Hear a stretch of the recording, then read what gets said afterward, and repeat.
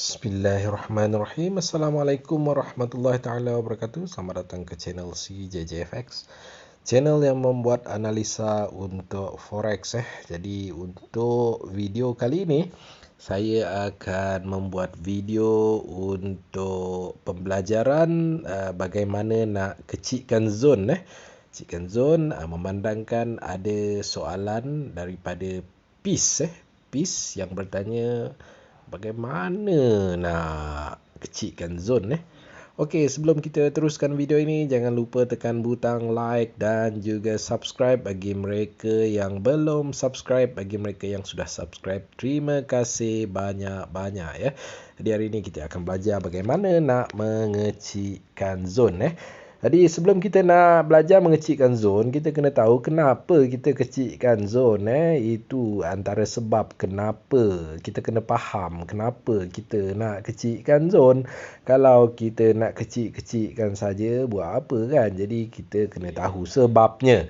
Okey, antara sebab kenapa kita kecikkan zone adalah kebiasaannya kita hendak mencari satu zon yang memberi risk yang rendah. Maksudnya kalau kita nak trade macam biasa, matlamat kita sebagai seorang trader sebenarnya adalah untuk mencari entry yang mempunyai risk yang rendah tetapi memberi pulangan reward yang tinggi. Sebab itulah kita mencari zon yang mempunyai risk yang rendah. Sebab tu kita kecikkan zone. Saya bagi contoh.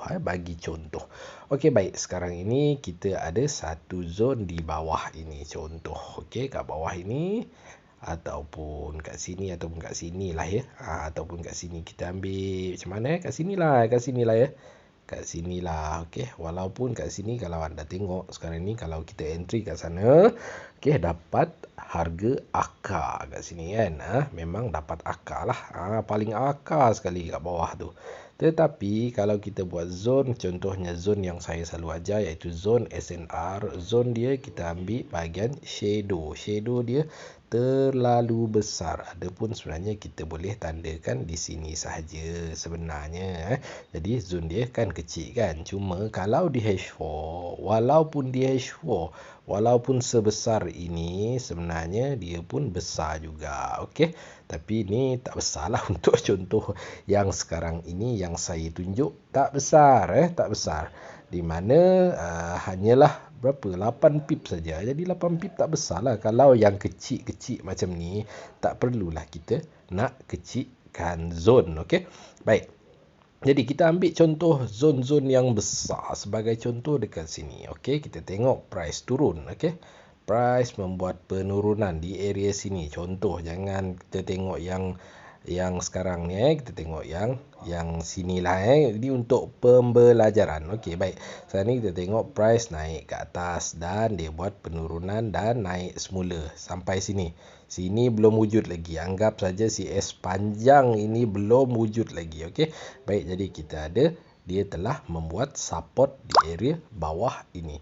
Okey, baik. Bila dia buat support ke bawah ni, jadi kita tandakan zone dia. Kalau kita tandakan zone sebegini yang biasa saya ajar tu, ini merupakan zone support. Kalau anda tengok, kalau kita tarik zone ini sampai berapa pip?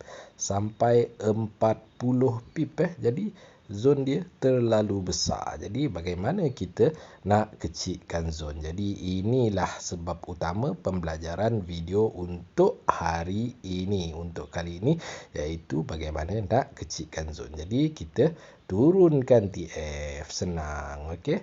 Turunkan TF H1 dulu. Kalau kita tengok dekat H1 kat sini. Okey, kita tengok dekat H1 kat sini.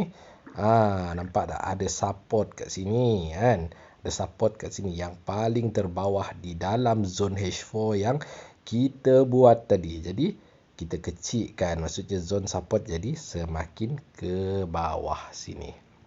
Okey, nampak kita punya risk nampaknya semakin mengecil. Daripada 40 pip tadi sudah menjadi 30 pip.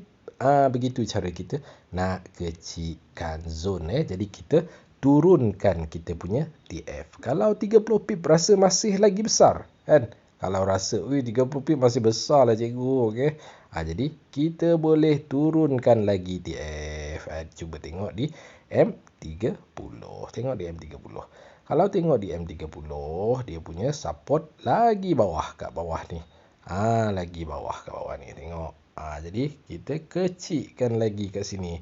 Daripada 20 pip zone tadi, sekarang telah menjadi 9 pip sahaja. 9 pip sahaja. Nampak?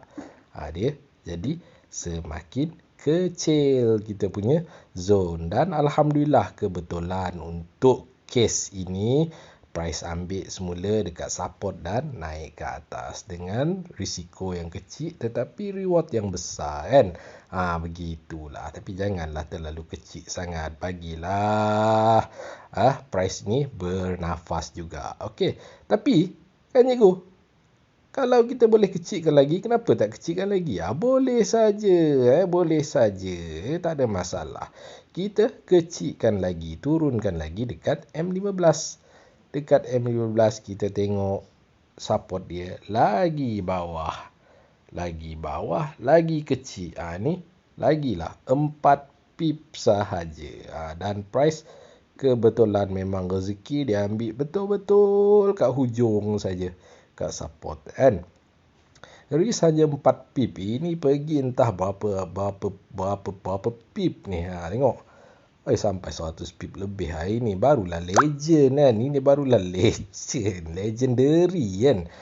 Begitu. Okey.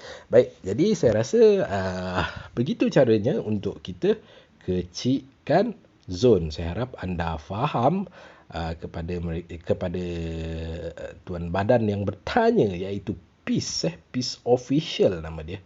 Terima kasih kerana menyokong saya selama ini.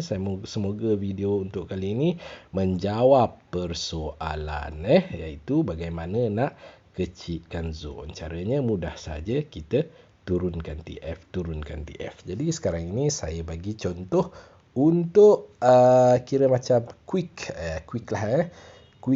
examples untuk kita lebih faham lagi. Sebagai contoh, di area bawah ini kita ada zone H4. Okey, kalau kita tengok berapa risk dia, lebih kurang 20 pip. 20 pip tak besar saja, boleh lah. Kalau rasa besar, kecilkan lagi, tengok kat H1. Nampaknya H1 sama dengan H4.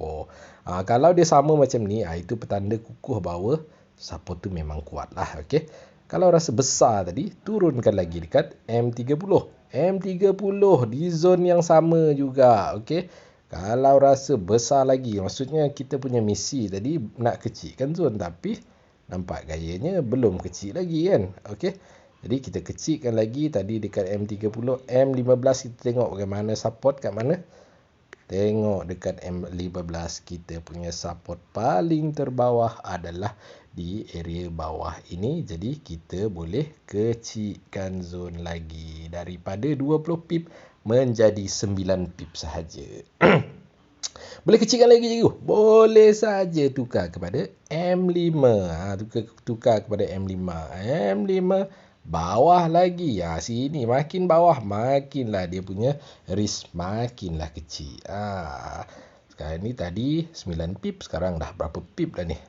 Berapa pip sahaja risk kalau kita entry buy kat sini? 3 ke 4 pip sahaja. Ini baru SL senipis bawang cikgu.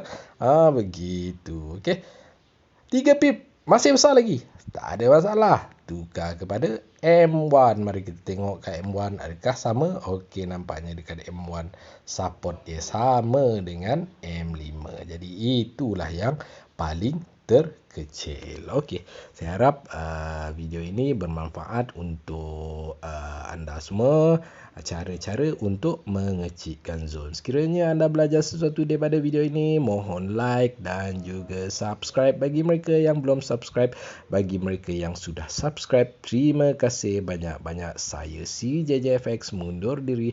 Assalamualaikum warahmatullahi taala wabarakatuh.